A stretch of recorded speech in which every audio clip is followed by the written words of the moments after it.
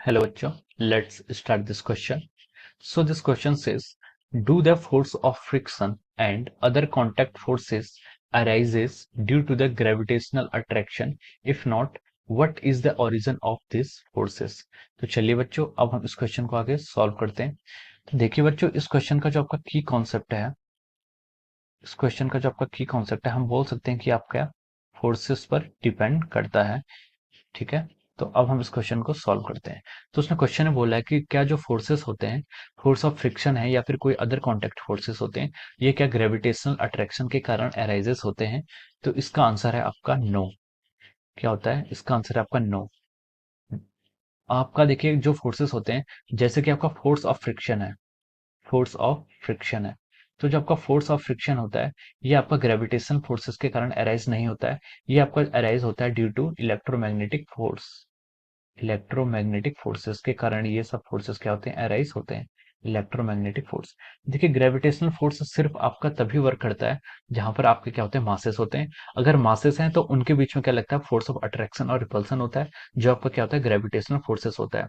लेकिन forces of friction इसलिए करता है, जैसे कि मान लीजिए आपका यहाँ पर कोई सरफेस है और आपने उसके ऊपर क्या क्या रखी है? कोई ऑब्जेक्ट रखी है। ठीक है, ये ऑब्जेक्ट है, ये किसी सरफेस के ऊपर आपने रखा है। तो इस पर क्या होगा? एक mg फोर्स नीचे को एक्ट करेगा। ठीक है, और उस mg के रिस्पॉन्स पर इस पर एक नॉर्मल फोर्स क्या लगेगा? अपवर्ड डायरेक्शन में लगेगा। ये आपके एक्शन रिएक्शन फोर्स होते हैं। ठीक है, अब देखिए जो आपका mg का फोर्स है, ये क्या आपका है? ग्रेविटेशन फोर्स है। ये आपका क्या है? Force of the gravitation. यहाँ पर आपका ग्रेविटेशन फोर्स है, इसके पास मास था, इसको अर्थ ने अपनी ओर अट्रैक्ट किया। लेकिन जो ये नॉर्मल फोर्स आप पर यहाँ पर अट्रैक्ट कर रहा है, ठीक है, ये आपका क्या यहाँ पर नॉर्मल फोर्स होता है, आपका फ्रिक्शन फोर्स होता है और आपका टेंशन फोर्स होता है। ये सारे फोर्सेस आपका इलेक्ट्रोमैग्नेटिक फोर्सेस होते हैं। ये फोर्सेस आपके तब एक्ट करते हैं जब चार्ज के कारण ये फोर्सेस आपके एक्ट करते हैं। जबकि दोनों बॉडीज में क्या होता है? चार्ज होता है।